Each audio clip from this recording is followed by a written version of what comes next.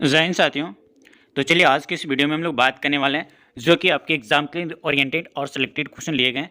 जो भी बच्चे एसएससी जीडी का तैयारी कर रहे हैं उसके लिए रामबाण क्वेश्चन बताने वाले हैं इस वीडियो के अंदर। ठीक है, सारे सिलेक्टेड और इंपॉर्टेंट और जो भी आपका प्रीवियस ईयर का क्वेश्चन है वो सारे क्वेश्चन आपको करवाने वाले हैं। ठीक है, तो वीडियो पर आप कंटिन्यू बने रहिएगा, डिटेल में आपको बताया जा रहा है। ठीक है, चलिए कंटिन्यू शुरू करते हैं। लेकिन इससे पहले बता दें, अगर आप वीडियो पर नए हो तो वीडियो को लाइक कर लेना, अगर आप चैनल पर नए हो तो चैनल को सब्सक्राइब करके नोटिफिकेशन ऑल पर सेलेक्ट कर लेना, ताकि आने वाले ऐसे सिलेक्टेड क्वेश्चन आपको टाइम टू टाइम मिलते रहे। और साथ ही ये भी याद रखना कि जो भी बच्चे को ये सारे सिलेक्टेड क्वेश्चन का PDF चाहिए जो आपकी 100% सिलेक्शन दिला सकती है, तो वो PDF हमारे दिए गए व्हाट्सएप नंबर पर मिलेगा जो आपके 100% सिलेक्शन दिलाएगी। ठीक है, जो भी बच्चे को सिलेक्शन लेना है तो ये दिए गए व्हाट्सएप नंबर पर आपको मैसेज करके ये सिलेक्शन वाला पेड PDF आपको लेके रहना है। ठीक है, चलिए कंटिन्यू शुरू करते हैं। सबसे पहले क्वेश्चन जो पूछा गया कि 15 अगस्त 1947 को जो भारतीय राष्ट्रीय कांग्रेस के अध्यक्ष कौन थे। चार ऑप्शन पहले बताएं दोस्तों, बताइए। चार ऑप्शन है आपके पास: सरदार वल्लभ भाई पटेल, JB कृपलानी, पंडित जवाहरलाल नेहरू या फिर आपका डॉक्टर राजेंद्र प्रसाद। बताइए क्या आंसर हो जाएगा इस क्वेश्चन का सही आंसर। और बता दें दोस्तों, जितने भी सारे सिलेक्टेड क्वेश्चन बता रहे हैं इसका PDF हमारे आप टेलीग्राम व्हाट्सएप ग्रुप में मिल जाएगा फ्री में, तो आप वहाँ से जाकर अप्लाई कर लेना। और साथ ही बता दें कि जो भी क्वेश्चन बताते हैं उसके एक्स्ट्रा चीज़ें भी आपको बताया जाएगा जो आपके एग्जाम के लिए महत्वपूर्ण चीज़ें होती है वो आपको ध्यान से रखना है। और सिलेक्शन दोस्तों इस बार 100% लेके रहना है। ठीक है, एसएससी जीडी के अंदर। बताइए राइट आंसर क्या हो जाएगा।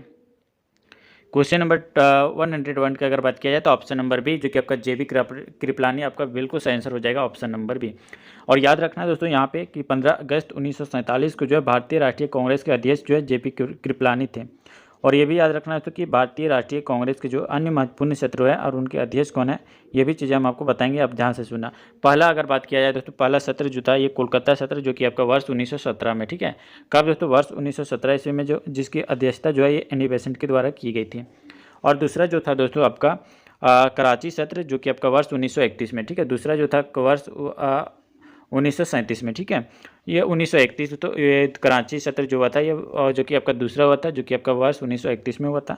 इसकी अध्यक्षता जो है वो सरदार वल्लभ भाई पटेल के द्वारा किया गया था। और आपका एक है जो दोस्तों बम्बई सत्र जो आपका वर्ष 1900 का दोस्तों बम्बई सत्र, जबकि ये 1934 में जो हुआ था। और इसकी अध्यक्षता जो है वो डॉक्टर राजेंद्र प्रसाद के द्वारा किया गया था। ठीक है, ये दोस्तों तीसरा आपका सत्र है जो कि आपका कौन सा सत्र है, तो याद रखिएगा बम्बई सत्र जो कि आपका राजेंद्र प्रसाद की अध्यक्षता में की गई थी। और सरदार वल्लभ भाई पटेल की अध्यक्षता में जो है ये कराची सत्र हुई थी जो कि वर्ष 1931 में हुई थी।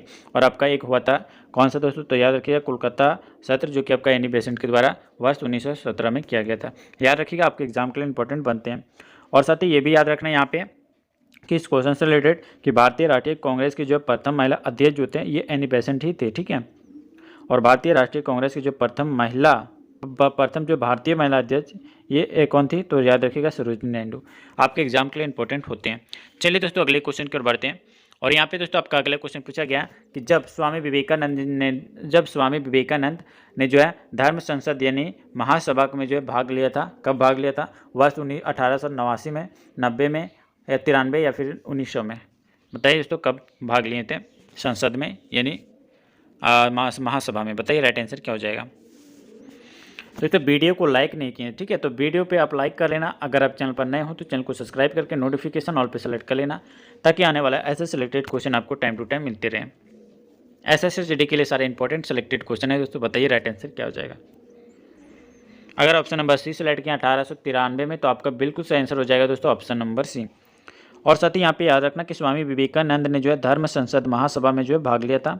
और धर्म संसद महासभा का जो उद्घाटन जो था ये वर्ष 11 सितंबर 1893, कब दोस्तों, वर्ष 11 सितंबर 1893 में इसका जो उद्घाटन किया गया था।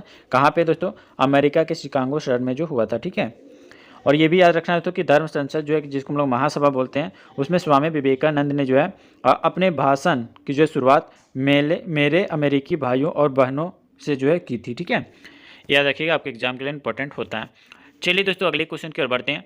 और यहाँ पे अगला क्वेश्चन है कि लेन लिथगो द्वारा जो अगस्त प्रस्ताव जो है किस निम्न में से किस वर्ष में जो है लाया गया था, वर्ष 1939 में, वर्ष 1940 में या फिर आपका वर्ष 1942 या फिर आपका वर्ष 1946। बताइए राइट आंसर क्या हो जाएगा इस क्वेश्चन का। चीज़ें आपके लिए इंपॉर्टेंट है दोस्तों। और जो भी बच्चे को सारे सिलेक्टेड क्वेश्चन का PDF चाहिए तो हमारे ये दिए गए व्हाट्सएप नंबर पे मिल जाएगा, जो कि आपको 100% सिलेक्शन तक पहुंचाएगी एसएससी जीडी के अंदर। ठीक है, इस बार हर हाल में एसएससी जीडी में आपको सिलेक्शन लेके रहना है। बताइए राइट आंसर क्या हो जाएगा इस क्वेश्चन का। बताइए दोस्तों, वह 103 का राइट आंसर। अगर ऑप्शन नंबर यहाँ पे बी सेलेक्ट किए तो आपका बिल्कुल सही आंसर हो जाएगा वर्ष 1940 में। ठीक है, ऑप्शन नंबर बी आपका बिल्कुल सही आंसर हो जाएगा इस क्वेश्चन का सही आंसर।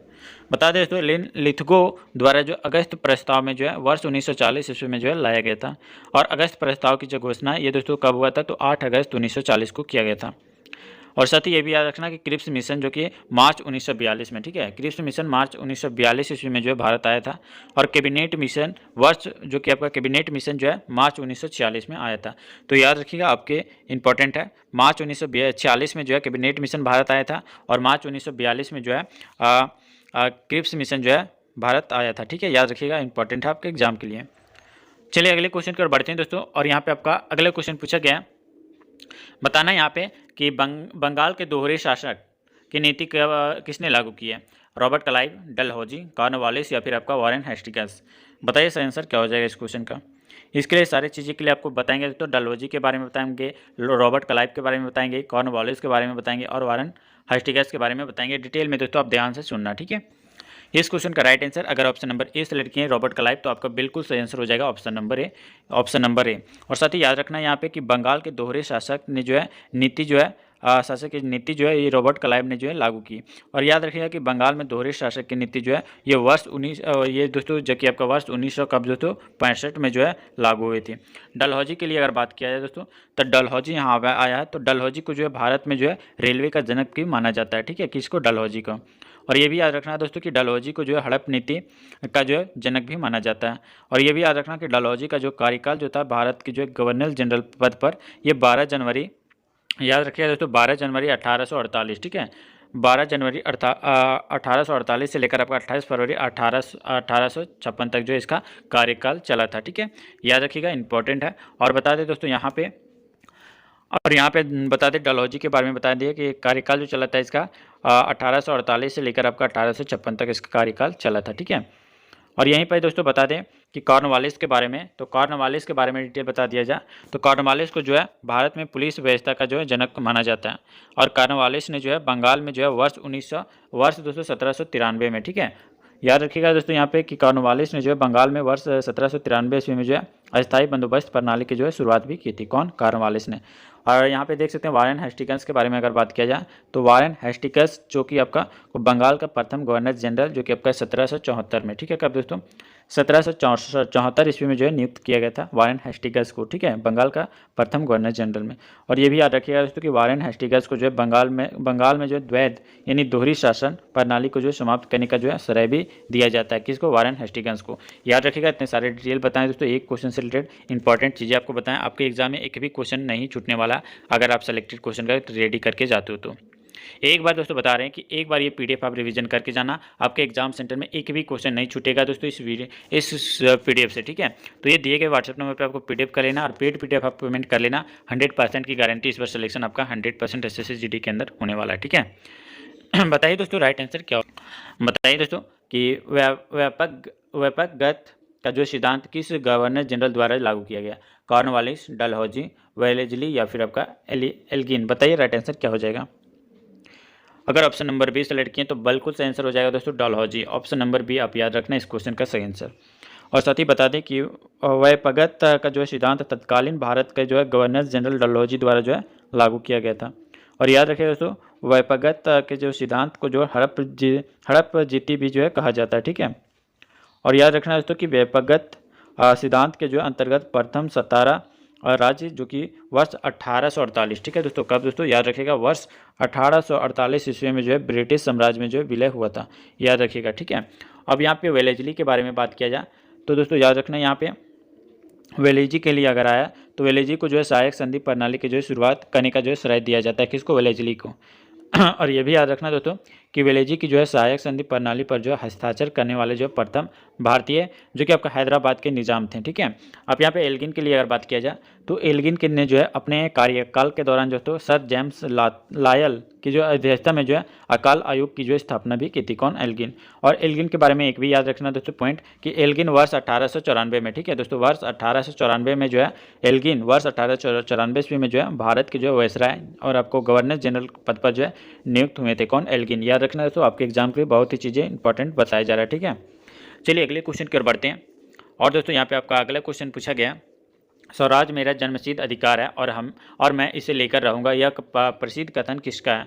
बताइए। सरदार भगत सिंह, सरदार वल्लभ भाई पटेल, बाल गंगाधर तिलक या फिर आपका महात्मा गांधी। बताइए दोस्तों क्या हो जाएगा इस क्वेश्चन का सही आंसर। अगर दोस्तों इस क्वेश्चन का right answer option number C select किए बाल गंगाधर तिलक, तो आपका बिल्कुल सही आंसर हो जाएगा दोस्तों इस क्वेश्चन का सही आंसर। बता दिया जाए कि स्वराज मेरा जन्मसिद्ध अधिकार है और मैं इसे लेकर ही रहूँगा, यह कथन दोस्तों आपका बाल गंगाधर तिलक का है, ठीक है। और दोस्तों महात्मा गांधी के लिए अगर बात किया जाए तो यहाँ पे महात्मा गांधी जो है ये वर्ष 1942 में, ठीक है, कब दोस्तों याद रखिएगा कि वर्ष 1942 में जो है भारत छोड़ो आंदोलन के जो है दौरान भारत छोड़ो का जो है नारा दिया था, ठीक है। और सरदार भगत के लिए अगर बात किया जाए सरदार भगत सिंह के बारे में, तो इनकलाब जिंदाबाद का नारा जो है ये सरदार भगत सिंह के द्वारा दिया गया था, ठीक है। याद रखिएगा आपके एग्जाम के लिए ओरिएंटेड होते हैं। चलिए अगले क्वेश्चन की ओर बढ़ते हैं दोस्तों। और यहाँ पे आपका अगला क्वेश्चन पूछा गया, काकोरी कांड में जो है कौन सा क्रांतिकारी समूह शामिल था?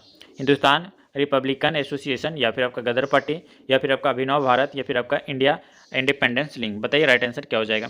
जितने भी क्वेश्चन बता रहे हैं इसका सेलेक्टेड पीडीएफ हमारे ये दिए गए व्हाट्सएप नंबर पर मिलेगा, जो कि पेड पीडीएफ है। इस बार 100% एसएससी जीडी के अंदर ये पीडीएफ आपको सिलेक्शन देने वाली है। जिसको भी ये पेड पीडीएफ चाहिए आप पेमेंट करके ये पीडीएफ को अच्छे से रिविजन करके आप एग्जाम सेंटर में जा सकते हो और एक भी क्वेश्चन नहीं छोड़ना है दोस्तों, ठीक है। बताइए इस क्वेश्चन का राइट आंसर क्या हो जाएगा। 107 का राइट आंसर बताइए। अगर यहाँ पे बात किया जाए option number A Hindustan Republican association, बिल्कुल सही आंसर हो जाएगा ऑप्शन नंबर ए। और साथ ही यहाँ पे बात किया जाए कि काकोरी कांड में जो है हिंदुस्तान रिपब्लिकेशन एसोसिएशन जो है समूह जो है शामिल था। और काकोरी कांड की जो घटना कि याद रखिएगा दोस्तों कि 9 अगस्त 1925 को, ठीक है, याद रखिएगा दोस्तों ये 9 अगस्त 1925 ईस्वी को जो है घटित हुई थी। और ये भी याद रखना है दोस्तों कि हिंदुस्तान रिपब्लिकेशन एसोसिएशन का गठन जो है ये वर्ष 1925 में, ठीक है, ये वर्ष 1925 ये दोस्तों वर्ष 1924 ईस्वी में जो है क्या हुआ था, ईस्वी में जो है गठन किया गया था, ठीक है। और हिंदुस्तान सोशलिस्ट रिपब्लिकेशन एसोसिएशन की जो गठन दोस्तों वर्ष 1928 में, ठीक है। जितने भी गठन के लिए बात किया जा रहा है वो आपको ध्यान में रखना है। और ये भी याद रखना है दोस्तों कि गदर पार्टी, और ये भी याद रखना है दोस्तों यहाँ पे कि गदर पार्टी के लिए अगर बात किया जाए तो गदर पार्टी जो है दोस्तों का गठन जो है वर्ष 1913 में, ठीक है। गदर पार्टी की स्थापना जो है ये वर्ष 1913 ईस्वी में हुआ था। और गदर पार्टी का मुख्यालय जो है ये सैन फ्रांसिस्को जो कि आपका अमेरिका में स्थित है। और गदर पार्टी के संस्थापक जो है ये सोहन सिंह भाकनाथ हैं, ठीक है, याद रखना।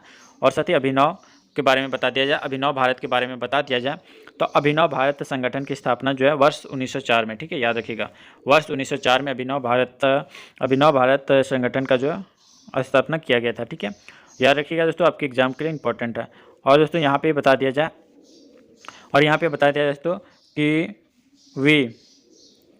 वी डी सावरकर ने जो है की थी, ठीक है, याद रखिएगा। चलिए अगले क्वेश्चन की ओर बढ़ते हैं दोस्तों। और 108 का क्वेश्चन का राइट आंसर बताइए कि किस वर्ष में जो है तत्कालीन शाह जॉर्ज पंचम ने जो है दिल्ली को आधिकारिक रूप से ब्रिटिश भारत की जो है राजधानी घोषित किया था? वर्ष 1910 में, 1911, 1912 या फिर आपका 1913 में। बताइए राइट आंसर क्या हो जाएगा इस क्वेश्चन का सही आंसर। बताइए तो आपके एग्जाम के लिए इंपॉर्टेंट है। अगर ऑप्शन नंबर बी सेलेक्ट किया वर्ष 1911 तो आपका बिल्कुल सही आंसर हो जाएगा दोस्तों ऑप्शन नंबर बी। और साथ ही याद रखना यहाँ पे कि वर्ष 1911 में, ठीक है, तत्कालीन शाह जॉर्ज पंचम ने जो है दिल्ली को आधिकारिक रूप से जो है ब्रिटिश भारत की जो है राजधानी घोषित किया था। और ये भी याद रखना दोस्तों कि जब कोलकाता से जो है भारत की राजधानी जो है दिल्ली स्थानांतरित की गई थी तब जो है भारत के गवर्नर जनरल हॉर्डिंग द्वितीय थे, ठीक है, याद रखना। और ये भी याद रखना दोस्तों कि भारतीय राष्ट्रीय ध्वज के प्रथम बार जो है वर्ष 1907 में, ठीक है दोस्तों, कब, वर्ष 1907 ईस्वी में जो है जर्मनी के स्टुटगार्ट से जो मैडम भिकाजी का स्तंभ कामा जो है ने फहराया था, ठीक है। चलिए अगले क्वेश्चन की ओर बढ़ते हैं। और यहाँ पे दोस्तों आपका अगले क्वेश्चन पूछा गया वर्ष 1929 ईस्वी में जो है दिल्ली की केंद्रीय विधानसभा में किन 2 स्वतंत्रता सेनानियों ने जो है स्मोक बम फेंके थे? बताइए, 4 ऑप्शन आपके सामने है, बताइए राइट आंसर क्या हो जाएगा इस क्वेश्चन का। अगर बात किया जाए ऑप्शन नंबर सी का तो बिल्कुल सही आंसर हो जाएगा भगत सिंह और बटुकेश्वर दत्त के जो 2 स्वतंत्रता सेनानियों ने जो स्मोक बम फेंके थे। ऑप्शन नंबर सी बिल्कुल सही आंसर हो जाएगा दोस्तों भगत सिंह और बटुकेश्वर दत्त। साथ ही याद रखना यहाँ पे याद रखना कि 8 अप्रैल 1929 ईस्वी को जो है दिल्ली की जो है केंद्रीय विधानसभा में जो 2 स्वतंत्रता सेनानियों भगत सिंह और बटुकेश्वर दत्त ने जो है स्मोक बम फेंके थे। और ये भी याद रखना दोस्तों कि दिल्ली की केंद्रीय विधानसभा में जो है स्मोक बम फेंकने के जो है पश्चात ही जो है भगत सिंह ने जो है इंकलाब जिंदाबाद के जो नारे का प्रथम बार जो प्रयोग किया था। और ये भी याद रखना दोस्तों कि जब दिल्ली की जो है केंद्रीय विधानसभा में जो है यह घटना घटित हुई थी, तब विधानसभा के अध्यक्ष विठल भाई पटेल थे। ठीक है, और याद रखना दोस्तों यहाँ पे कि लाहौर षड्यंत्र केस में जो है भगत सिंह को जो है फांसी की जो है सज़ा सुनाई थी, जिसके तहत दोस्तों वर्ष 23 मार्च 1931 को जो भगत को जो फांसी हुई थी। चलिए याद रखना, जितने भी डिटेल बता रहे हैं आपके एग्जाम के लिए इंपॉर्टेंट है। चलिए अगले क्वेश्चन की ओर बढ़ते हैं दोस्तों, और यहाँ पे इस क्वेश्चन का राइट आंसर बताइए क्या हो जाएगा। जालियांवाला बाग हत्याकांड के लिए जो है जिम्मेदार जनरल डायर की जो है हत्या इनमें से किसने की थी?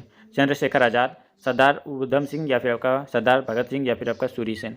बताइए दोस्तों राइट आंसर क्या हो जाएगा इस क्वेश्चन का। इंपॉर्टेंट है आपके एग्जाम के लिए। ठीक है, और इस वीडियो का लास्ट क्वेश्चन होगा जो कि आपके एग्जाम के लिए इंपॉर्टेंट था।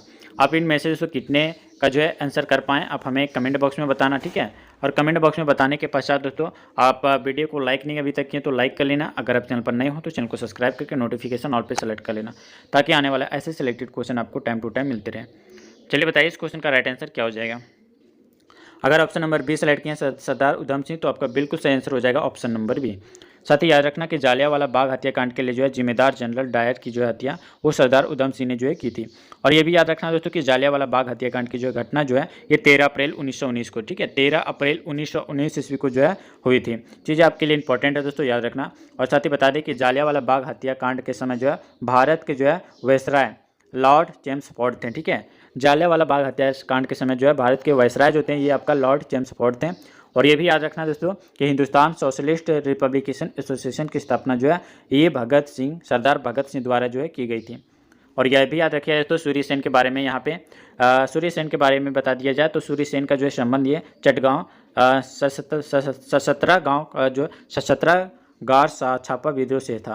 और चंद्रशेखर आज़ाद के लिए अगर बात किया जाए तो चंद्रशेखर आज़ाद का जन्म ये दोस्तों आपका 23 जुलाई 1906 को, ठीक है, याद रखिएगा 23 जुलाई 1906 ईस्वी को जो है मगध मध्य प्रदेश में जो हुआ था। ठीक है, और तो इसकी जो मृत्यु जो हुई थी ये 27 फरवरी 1931 को हुई थी। मृत्यु 27 फरवरी 1931 को हो गई थी। तो याद रखना यहाँ पे कि चंद्रशेखर आज़ाद का जो जन्म हुआ था वर्ष 1906 में हुआ था, और मृत्यु जो हुआ था वर्ष 1931 ईस्वी को जो हुआ था अल्फ्रेड पार्क इलाहाबाद में, यानी उत्तर प्रदेश में हुआ था। ठीक है, तो इतनी सारी चीज़ें बताएं दोस्तों, और जितने भी चीज़ें बता रहे हैं वो आपके एग्जाम के लिए इंपॉर्टेंट है। ठीक है, और एक्स्ट्रा चीज़ें बताया जा रहा है वो आपके लिए रामबाण है। एक एक चीज़ें तैयार किया गया है दोस्तों आपके एग्जाम के लिए। वीडियो कैसा लगा आप हमें कमेंट में बताना, और वीडियो अभी तक लाइक नहीं किया तो लाइक कर लेना, और चैनल पर नए हो तो चैनल को सब्सक्राइब करके बेल आइकन ऑल पे सेलेक्ट कर लेना, ताकि आने वाला ऐसे सिलेक्टेड क्वेश्चन आपको टाइम टू टाइम मिलते रहे। तो चलिए मिलते हैं दोस्तों फिर किसी नेक्स्ट वीडियो में नेक्स्ट सिलेक्शन वाले क्वेश्चन के साथ, प्रैक्टिस सेट के साथ। तब तक के लिए दोस्तों जय हिंद, वंदे मातरम।